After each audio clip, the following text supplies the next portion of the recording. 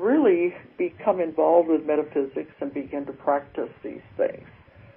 But she was having a lot of problems with it because, it felt like there was something wrong, and she didn't know what it was, that she couldn't complete the classes. But she had had this eczema all over her body from the time she was a child. And it was just the burning and the itching and the feeling of all constantly. And when she was a child, they put her in the hospital for a while to try to treat this. They tried cortisone, they tried all kinds of things, and nothing ever really worked. She tried Chinese medicines, herbal medicines, but she said they just made her stomach irritated, and so she couldn't take those. So it was a constant burning and itching all over her body. And she was very beautiful, and her face was the only part that she could keep presentable. So I had a inkling of what I was going to find when I went back into the past lives. Because when you talk about burning and itching, to me it brings up the image of fire. And that was what it was. Because as she went into the session, all she could see was fire. And she found she was tied to a stake, and she was looking into the fire at the bottom of the stake as it began to creep up the body. I've had many people die from burning at the stake, but as a rule, they don't stay in the body. Because I said, who would want to be in the body as it was going through a horrible death? Mostly what I've found is whenever they're going into a death like that, any kind of a sudden violent death, that the spirit leaves the body and watches from the outside of the body because it doesn't want to be in it when these things are happening. I've had them do it with plane crashes in the various wars and things like that. They will leave the body and watch it go down. I had another woman who died with burning at the stake, and she was very angry because she was unjustly accused without trial and was drug out to be burned. This happened time after time during history. Anyone involved in metaphysics, the occult, herbs, or anything like that were suspect as thinking of working with the devil. And they thought they got rid of all of us, but we're back. We've come back now in this time. But this other woman I was talking about, when she was watching the body, she said, I'm going to go out of the body, and I'm not going to give them the satisfaction of watching me as I die, watching me scream. But she was looking at all the people standing around in the crowd, and she was saying, I'm going to remember each and every one of you. So she was dying with anger, and she was creating karma by this feeling of looking at these people and say, I will remember each and every one of you. In that case, she said, I'm going to leave the body as they begin to burn it, and I'm not going to give them the satisfaction of hearing me scream. She found out that doesn't happen, because when she left the body, there the body was screaming in agony as the fire crept up. And she was very upset with herself. But I found the body and the spirit are two separate things. The body will react on its own. This is why it make people feel a lot better to know that if someone has died in a violent death, they were not in that body whenever it occurred. They had left the body and was watching it. But the body reacts because it is a separate entity, a separate thing that has feelings and reactions of its own, even though the spirit is outside the body. One example of this is when you burn yourself. You suddenly, if you burn yourself on a pan, on the stove, or suddenly you scream and pull your hand back. This is a spontaneous reaction. You don't have to think about it. The body is reacting on its own. Well, in the case of the woman with the eczema, she went into the life watching the fire as it crept up her body. And this is what created the eczema in this life. in that life, she had been a man who was involved with a group of Gnostics. The Gnostics are the people who have the great secret knowledge. And they were not bothering anyone. They lived in this big house, and they were involved with the accumulation of knowledge, the writing of books, and the hidden knowledge and hidden books that were not allowed. Well, they were captured and taken into a mock trial to where it didn't mean anything because they were going to kill them all anyway. Mostly they wanted to know where these group had hidden these ancient secret books.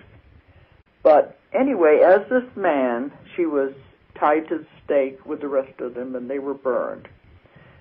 And this is what came forward, the memory of that into this life, causing the eczema, the burning sensations on the body. Also, it brought forth this fear of getting back into metaphysics with hidden and secret knowledge because of, look what can happen. Happened once, maybe it'll happen again. So I had to work with that woman. The same thing I said before, that this is from the past, it belongs in the past, and we leave it in the past. It was connected to the body she had at that time. And this was a whole new opportunity. We were living now in an age of enlightenment where she could study these things without the fear of recrimination. So by the time she left, it woke up and left. She was really feeling as though a big load had been lifted off of her. It was a tremendous satisfaction for her. I'm trying to think of which ones to focus on. Like I said, I've done thousands and thousands of people. There are just so many, many cases that I can go into. There are more souls out there in line for the handicapped bodies than there are for the normal bodies. By this I mean when they're coming into a life. In my book, Between Death and Life, I go into what happens when you die, what it's like on the other side, and all the places you can go to over there, and how you make your plans to come back into this lifetime. Because usually you will meet with people that you have had connection with before, people that you have built up karma with. Because the main lesson is to get rid of all the old karma and not make any more. This is the only way you can advance in this life, is to get rid of the karma. So you are trying to release all the karma you have built up. So when you come back into a life, you make the plans and you will say, all right, let's do it again. We didn't do such a good job last time. Let's go back and do it again. This time you be the husband, I'll be the wife. We'll reverse the roles. Maybe it'll work out a little better that way and be able to get rid of some of this karma.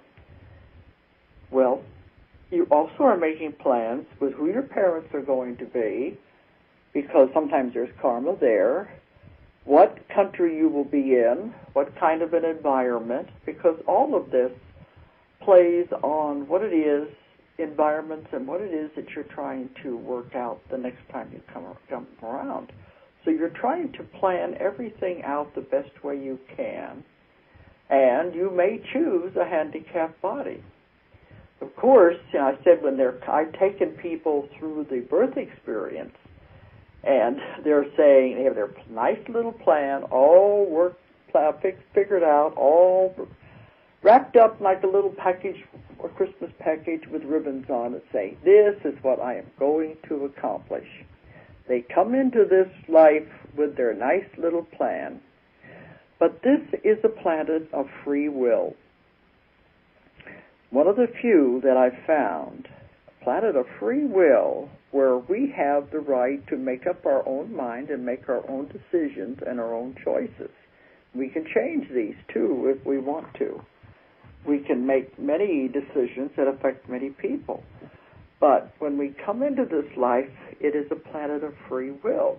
We come in with our nice little plan, all wrapped up like a Christmas present. Everybody else is coming in with their plans. And because it is a planet of free will, these plans all clash. And then life gets in the way. We get into the emotional. This is a planet where we learn emotions and limitations. They say it's a very challenging planet. You choose to come to Earth, you learn a lot of lessons that are very important, and you learn them more quickly because it is a challenging planet. So you come here to take on all of these responsibilities, to get rid of it because you do want to advance on the other side. So many times people want to have a handicapped body. And I usually say this at a lecture: why do you think there are more souls in line for a handicapped body than for a normal body? It's because you can work out more karma in a handicapped body than you can in a normal body. Because it is limitations, but you have put yourself into that position. If you know anyone that has a handicapped child or is dealing with a handicapped member in their family, think of the lessons that are being learned. Not only the lessons being learned by the soul that puts itself into that body, but what about the lessons being learned by the caretakers? These can be positive or negative according to the way they handle the situations. But the soul in the handicapped body is teaching the caregivers a lot of different lessons that they would not have learned otherwise for their own advancement. Also, how do you react when you see a handicapped child or a handicapped person? Do you rebel? Or do you feel sympathy? Do you feel compassion? The way you react when you see someone in a handicapped body is your own karma. It's your own lesson. It's your own judgment. So these people, when they're volunteering to do this, are teaching everyone they come in contact with, even the people on the street. They're teaching everyone lessons. So by volunteering to do that, to take on that kind of a body and that kind of responsibility, they are not only repaying back a huge amount of karma, but they are teaching everyone around them lessons. So this would be something to think about whenever you next see somebody in this kind of a situation, that it is for a reason. And there's more behind it than you think. I had a friend who had raised a child till he was 18. He was like a vegetable. He couldn't do anything. He could not communicate. He could just lay in the bed. I believe she said he could smile, but that was all he could do. She took care of this child for 18 years. In most of these cases, the husband usually leaves when there's so much responsibility like this. For some reason, the husband can't handle the situation. So the responsibility usually falls on the mother. Well, usually there is a bond